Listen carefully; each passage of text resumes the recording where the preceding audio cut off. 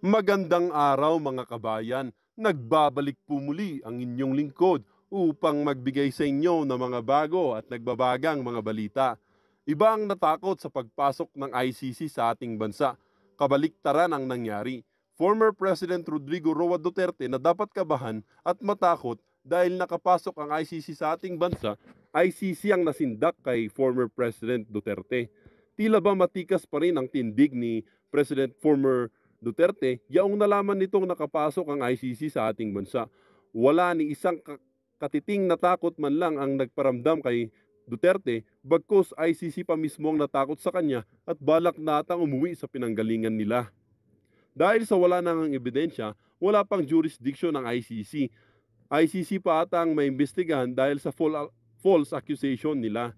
Laban lang po tayo digong. Para sa buong impormasyon, panoorin ang buong video. At kung bago ka pa lamang sa aking channel, huwag kakalimutan mag-subscribe, pindutin ang notification bell at piliin ang all upang laging maging updated sa mga bago at nagbabagang mga balita. Ang issue ngang ito ay naging usap-usapin din sa social media. Merong isang netizen na nagsabi, "Mabuhay kayo mga OFW sa walang sawa pagsuporta kay President Rodrigo Roa Duterte. Bilang isang Davaoenyo na natutuwa ako na unti-unti nang nabobo ang pagkakaisa ng ating OFW. Dahil kahit nasa labas kayo, mayroon tayong lakas at influence the governance of the Philippines. Itong pakikialam ng ICC sa ating mahal na President Rodrigo Roa Duterte, ipakita natin na tutol tayo dyan with passion by paralyzing the world by a sit-down strike for days of all OFW in the world. We can show that we have a powerful bargaining power. Mahal na Vice President Inday Sara at PRRD na makipagdialogo sa ating OFW." Sabi din ng isang netizen, "Sa sobrang pagod ko sa pagtatrabaho dito sa UK, feel ko slave pa rin kami. Inuuto-uto na tinatawag na bagong bayani, nanginginig na katawan ko sa sobrang pagod, tapos tong buhis namin ay iwawaldas lamang. 64 years old na ako kahit kalabaw pa rin. Tapos marinig ko travel ng president, maraming kasama, at bilyon-bilyong pera nagagastos na walang pakialam sa mahihirap. Yan si Martin R. Dapat maglabas ng resibo. Parang nagfiesta sila sa saya ng ang mga politiko. Maliban sa amatinong politiko, hindi sila kasama sa galit ko." At sabi din ng isang netizen, "Basta may mga balita tungkol kay Duterte, naiiyak ako. Mahal na mahal ko talaga ang mga matandang ito, walang katulad. Siya lang talaga ang tunay nagmamalasakit sa lahat. Nakakamiss talaga si Tatay Diggs." At OFWs dito sa Europe po, mga ganon, 1,000. So, aside from the families, yung mga membro lang, 1,000 na. So, they are just waiting for, kasi hindi na masyado active ngayon nung nawala si President Duterte, pero nanahimik lang kami hanggat may bagong pagsibol ng buwan o na pagsibol ng araw. Ay all out support kami kay Tatay Digong. Kasi nakikita namin ang kanyang performance during his presidency. So, lahat kami dito sa Europe at ibang bansa ay suportado ang dating presidente. Siguro sa aking paningin, landslide victory ni Tatay Digong sa coming election. Kakampi, no, ng taong bayan, only the SMNI.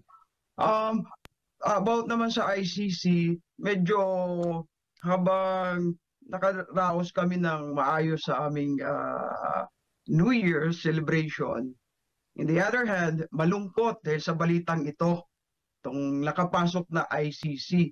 Dahil ang ating pamahalaan, walang solid na panindigan doon sa kanilang binitawan na salita noon na walang karapatan ang ICC. Wala na siyang karapatan sa ating bansa, no, dahil hindi tayo miyembro. Ngunit ini-entertain ito ngayon. So, para sa amin, mga supporters ni FPRRD, dahil nagustuhan namin ang performance niya, ano ba talaga ang stand ng ICC Mabuti na yung magkalinawan na lang tayo, magkaliwanagan. Hindi yung ganito ang balita ngayon tapos after babawiin. So mabuti na yung maging honest tayo kung ano ba talagang stand ng ating pamahalaan ngayon. So masakit ba sa inyo ng mga supporters ang ganong balita? Masakit na masakit, MJ. Sobrang masakit kasi kung tatanungin kami dito, you know, sa ngayon we feel the absence of the president who was both makamasa and patriotic, no? And this is something we miss so much from FPRRD. Filipino people are people he loves. So we miss what he started to ensure safety wherever we go, to decrease the criminality, the criminal activity rather, and drug use in the country. Lahat ito na miss namin. And we miss the president who has bravery to comfort the oligarchs, and genuinely cares for the Filipino people. And lastly, of course, ibibigay ko sa mga kasama ko ang iba dahil hindi ko maisa-isa na dahil sa sobrang miss namin sa kanya. And lastly, we really missed his sense of humor. Yung mga jokes niya na pag napanood namin at nakikinig sa telebisyon, imposibleng hindi kami matatawa. So, lahat ito, na-miss namin. Lahat ito na-miss namin. So, bilang naniniwala sa kanya, masakit sa amin yung pagpasok ng ICC ngayon. So, abangan natin kung ito ay aksipin ng ating pamahalaan, makikita nila ang suporta na nanahimik ng mga DDS before. The unity team resonated with us. Para makikiisa ang buong Europa, mga OFW, migrant communities, sa unity team. Naniniwala pa rin kami ng unity team actually. Pero naintindihan namin na may mga personal interest yung ibang politiko, may mga taong nagbabalak na biakin ang pagkakaisa ng gobyerno, at may mga tuloy pa rin yung aspiration na i-confront nga, tunggalin yung mga gustong masira ang unity ng government. Aware kami sa ganong pangyayari, so mahirap ipaliwanag sa mga network. DDS is a network development, iyan. It's beyond government, it's with any government, gusto namin mag-cooperate. Pero aware rin kami na may mga sitwasyon, may mga kondisyon na kailangang pag-aralan muna bago magbitin ng salita at maggawa ng mga posisyon. So sa ngayon, pinag-aralan namin mga sitwasyon regarding ICC, nasa Netherlands ako. Kung ano man ang gagawin ng ating gobyerno, it's up to them, we respect them, pero handa kaming tumugon at gumawa ng contrary akbang, lalo na dito sa Netherlands dahil sa ginagawa nila for ICC. So PRRD naman, suporta kami sa panawagan niya na buksan ng mga libro ng Kongreso. Kasi tingin namin, iyon ang nangungunang issue ngayon na kailangan gusto ng mga kaaway ng gobyerno na ilihis. Gusto nila, they want to divert the issues. So, malinaw ang mga personal interest ng mga tao, ng mga politiko sa gobyerno. Pero yung pagkakaisa ng government, parang, although maraming mga question, individual na mga doubts, pero nanatili pa rin yung paniniwala na ang government can survive this, lahat-lahat tayo. Ma'am Grace, may tanong ko lang kung ano bang naikukwento na inyong kamag-anak dito sa Pilipinas, sa inyo dyan, sa Europa, common na parang nirereklamo nila or mga hinaing nila? Yan, bumabalik ang criminality, isa yun, narinig mo yan. Tapos, bakit labas ng labas daw ang presidente? Tapos, bakit binabanatan ang vice-presidente? Bakit nangingibawi ang personal interest ng, lalo na sa speaker ng Kongreso? Malinaw naman iyan. Hindi naman mga bobo yung mga tao dito at saka sa labas at saka sa mga pamilya. May mga question na kailangang sagutin ng gobyerno. Of course, kasama dyan yung pangharas ng SMNI, pangharas yung recently yung detain kina Lorraine at ka Eric, parang maraming tanong ang mga tao dito tungkol dyan. Halo-halo kasi so kailangan ng malinaw na paliwanag both from the government and from our part. Parang, lalo na sa amin sa Mindanao, nag-umpisa naman yung bombing, ano? So, sa Marawi, walang, saan ba ang presidente? Yung pagmahal ng mga presyo, pati ang mga sibuyas, yung bigas, at saka yung mga tinatawag nating commodities, yung pagkain, kung ano yung mga pangangailangan ng ating mga kababayan, lalo na yung marginalized. So, parang hindi yata na nakita yung pagbabago, lalong it becomes worse. So, sa panawagan namin, dapat the president should go down to the masses. Kasi dito naman, nung dumating siya sa Europe, kahit man lang mag-dialogue sa amin, hindi kami pinagbigyan. And even in other countries, na magkaroon sana ng dialogue para makita niya at malaman niya kung ano talaga yung information from the ground para mabigyan niya ng pansin. Ang nangyari lang dito, nagsalita siya, umalis siya, late pa dumating. So, I don't think so now.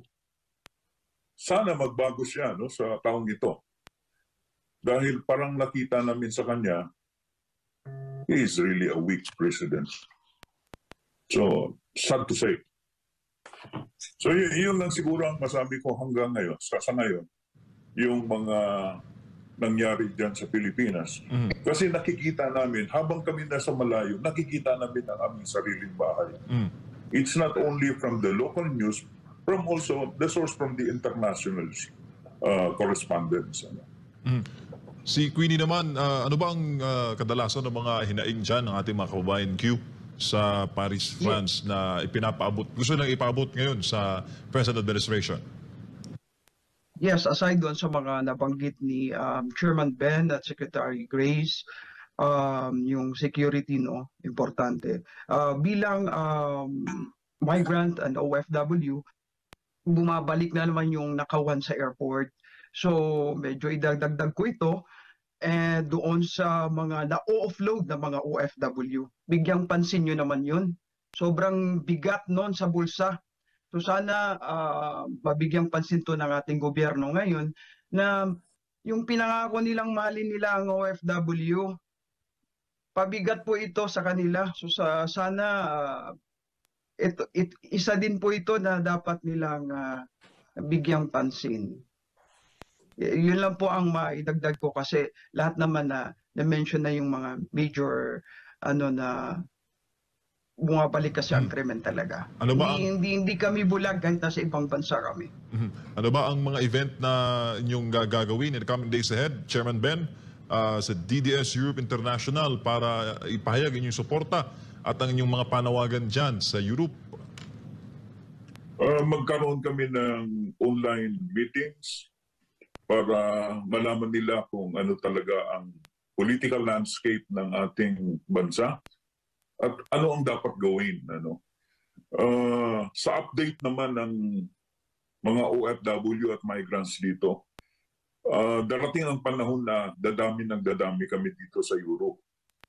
Last time nagkaisa kami dito sa Vienna, last week, nagkaroon kami ng visitation sa mga neighboring countries dito sa Europe. At nakausap namin yung isang ambassador dito. Sabi niya, they are welcoming about 10,000 Filipinos to Europe. Sa isang bansa lang yun. Hindi ko na lang sabihin yung pangalan. Yung mga skilled workers natin pupunta dito sa Europe aside from the nurses. Even here in Austria, they are welcoming the coming of skilled workers and nurses who will occupy the vacant positions in hospitals and aged, home for the aged. Kasi kulang dito ang mga trabahante. Kaya lang, ang impact dyan sa atin, even our scholars are coming here and they're not returning to the Philippines. Sabi ko naman doon sa mga scholars, balik naman kayo sa Pilipinas dahil kailangan kayo. I don't think so. Ngumiti lang sa akin. At saka mga OFWs natin, ang sabi ko, mag-brain drain tayo lagi. Ano kaya ang mangyari sa ating bayan? Ano kaya ang mangyari sa ating industriya kung nawawalaan tayo ng mga skilled workers, mga ITs, mga medical professionals? Yan ang iniisip ko. Lumuluha po ako dahil dyan. Dahil kawawa ang Pilipinas. Sana maintindihan, sana ma-realize ng ating mga sa gobyerno natin ngayon na every person is an asset to our country and that will bring our country forward in international community. Yan lang po ang mensahe ko sa Thank you, Chairman. Balikan ko lang si Ma'am Grace. Ma'am, marami nakapuna ngayon na mas nabibigyan raw ng boses ang legal fronts ng CPP-NPA sa mababang kapulungan. Ano bang masasabi mo dyan, ma'am, sa issue na yan? Yung tinatawag, if you give them a finger, they will eat the whole hand. Nabigyan sila ng pagkakataon sa Kongreso mismo. That's one. At hindi naman sila hihinto sa mga legal organization. I think the government should be more vigilant. Congress should be more vigilant. And imbestigahin yung mga ginagawa nila. Tama naman si Tatay Digong na kailangan imbestigahin ang mga iyan plus the rest of course ng Kongreso. At suportado ko yung idea ng local peace talks at saka tuloy-tuloy sana yung ang gagawin ng ating NTFL Cup. Dahil locally, nagsentro ang military sa lahat ng mga agencies to do their job for good governance. Natural, kung hindi pa tama, hindi pa consistent yung ating local government sa good governance, may puwang ang mga nasa kaliwa to entertain or to enter, may entrance sila kapag hindi pa rin ganap yung ating good governance. Unfortunately, it's not yet, parang matagal pa tayo.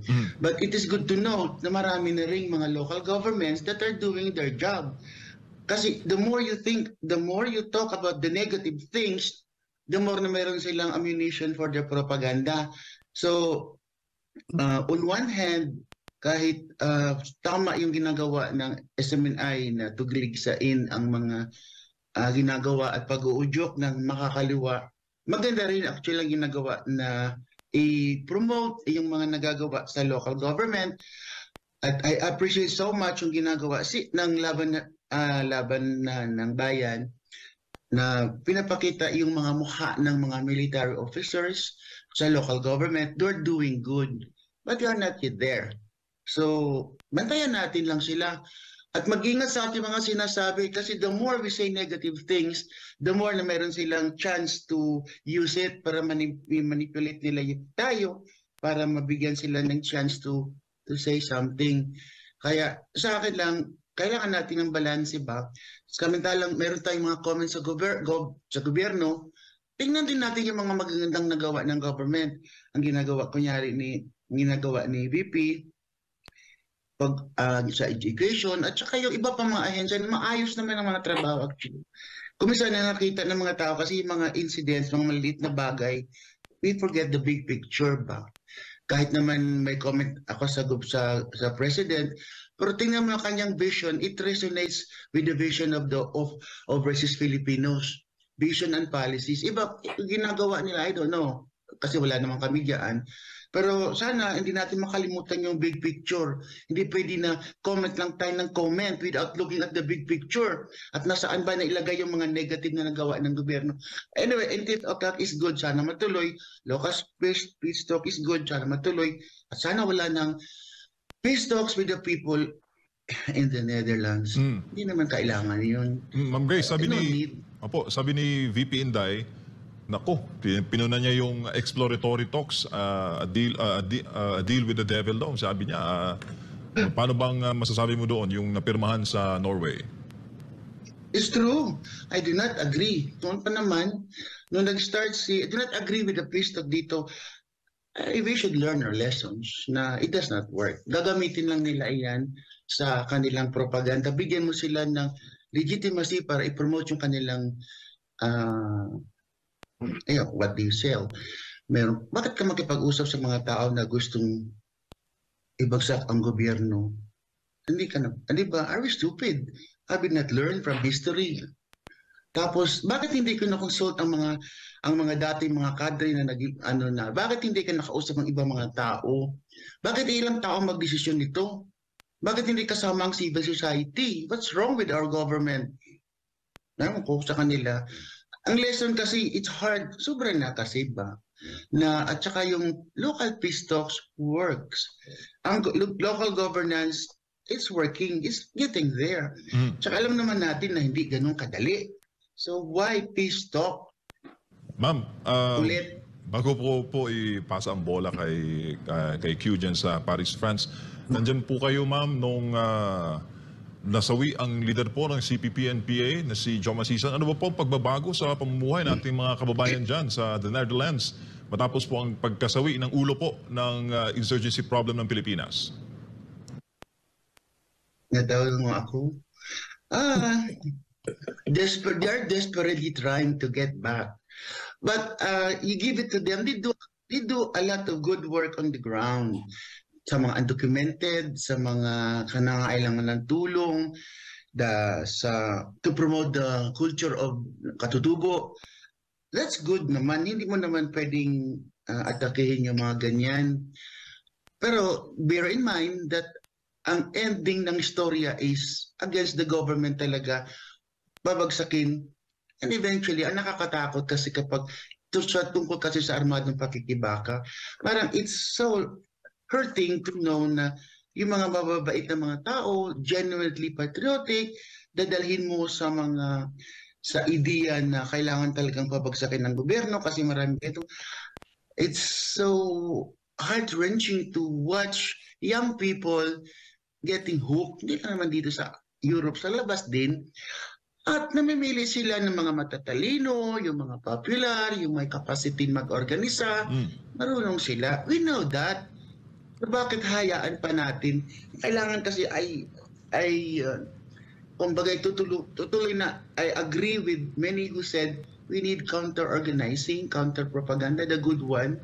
Kasi hindi naman pwedeng, dito sa Europa kasi, kahit magkakaiba yung ating posisyon, hindi man black and white ang sitwasyong buhay kasi. So, we respect what people do, what people think, what people say. Pero bantayan mo na rin lang na maagawan mo rin sila ng platform dahil nga sa pag-iisip na the government is bad. Yung gano'n, government is bad, may problema dito. Kahit naman sa aming mga pag-uusap, kapag banggitin mo na may problema ang gobyerno, kaagad-agad left ang sasalo sa iyo kasi ganito campaign tayo. Talking of campaign, halimbawa, isang magandang campaign na nga to start with yung tungkol sa open the books of the Congress. Ito ay hindi anti-government, kundi exacting from the government what they are supposed to do, making our government work. So, yun lang. Si Joma, wala masyadong epekto sa amin. Pero yung mga old people there, ngayon sa kanila, they're trying hard to do something else. So, hanap sila ng butas. May mga leaders ng mga legal organization nila na napunta rito, consult dito sa mga matatanda. And their clock has stopped. Kahit naman nung nandito si Joma, parang they stop, but they continue kasi it's inherent in the ideology to continue. They are feeding on issues. They are feeding on this resistance mo sa mga bagay-bagay. Kasi, syempre, gusto nila talagang palitan ang gobyerno. That's their right to think that way, to do that way. So, it's the job of the government, of the schools, tama naman si Inday Sara dyan, ROD, tama sila to prepare the whole people, the whole society for that as well. Kasi manggaan naman ito ng pag-iisip ba? Para kay VP Inday, lahat kami dito sa totoo lang kung ito ay basihan lang sa katotohanan, binoto namin ang presidente dahil po sa pangangampanya ng vice presidente.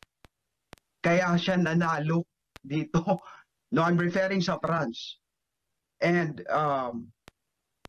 doon sa mga kami ay kahit anong tira kay Sara, yun ay propaganda lamang. At nasasabi na rin kanina ng aming secretary, si Miss Grace, nakapasok ang mga kaliwa sa Kongreso at nabibigyan silang pansin ngayon sa kasulukuyang gobyerno. Kaya ito ay isa sa propaganda ng mga ginagawa na ginagawa ng mga kaliwa na lumalabas ngayon tungkol kay Sara. At kaming tunay na nakakaalam, tunay na supporter, hindi naniniwala. 100%. 100% po yan. Kami ay naniniwala kay VP Sara sa lahat ng kanyang proyekto, sa lahat ng kanyang ginawa. She is genuine. At lalo pa na saksi kami mismo, SMNI, doon sa ginawa niyong efforts to campaign the unity team. Pero ika nga ni Attorney Harry Roque mukhang napunta sa alam mo yun, napunta sa di magandang ending yung relasyon ng unity team. Bagong taon po ngayon, Year of the Wooden Dragon. Ano ba ang hiling ng DDS Europe International sa ating bansa? Hindi lang sa Pilipinas, around the globe, na magkaisa tayo. Mahalin natin ang ating bayan at bigyan natin ng pagkakataon na ang ating mga kabataan, lalo na they are the promising people na to go forward for our country. Kasi sila po ang pag-asa ng ating bayan. Sana sama-sama tayo sa nation building dahil pagandahin natin ang Pilipinas katulad ng mga Israeli na diaspora. Pinaganda nila ang Israel at nagtulungan sila para sa pag-unlad ng kanilang bayang Israel. Gagawin din natin yan para sa bayan, para sa mahal nating inang bayang Pilipinas. Mabuhay tayong lahat mga Pilipino. Mabuhay kayo. Mabuhay kayo, SMNI. Thank you, Chairman. Si Q naman sa France, ano ang New Year's wish mo sa ating bayan? Well, ang New Year's wish ko ay sana hindi na tayo mabudol muli. Hindi na tayo no maniniwala sa kung sino-sinong politiko. Doon tayo sana ginamit kasi ito sana talaga sama-sama tayong bumangon muli, no? Doon sa katotohanan, doon sa para sa ating bayan. Yun lang po, yung pinakita ni FPRRD na pagmamahal sa ating bayan. Sana ganun tayo lahat. At sana ganun din ang ating presidente sa kasalukuyan. Thank you, Q. Si Ma'am Grace naman, Ma'am. Ano po ang hiling nyo sa taong 2024 para po sa ating bayang minamahal? Una, hiling ko sana na yung IP bill ng Kongreso ni Congressman Romualdo ay mapag-usapan ng ating mga IPs. Malaking issue sa akin yan dahil taga-Camiguin ako at apektado yung aking probinsya. Pangalawa, gusto ko sana matingnan ng gobyerno yung issue ng cross borders.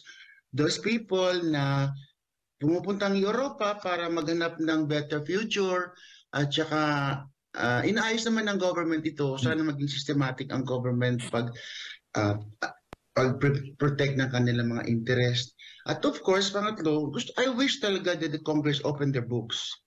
Kahit man lang, kunyari lang ba. Kasi parang I'm supporting PRRD's idea na it's your money, it's the people's money, taxpayers' money. Let's open the books. What's wrong with that? At what's wrong with being accountable for once? Ngayon lang kasi nanawagan, kaya exciting actually yung reaction ng mga tao. It's not a call for civil disobedience, that's what people say. It's a call for at saka last, sana hindi nila iharas ng SMNI kasi nakakainis ba? Hindi mo alam kung anong gagawin. So I hope I wish that SMNI will be able to encourage their million of supporters and subscribers to do something and Protect SNMI ba? Hindi lang ito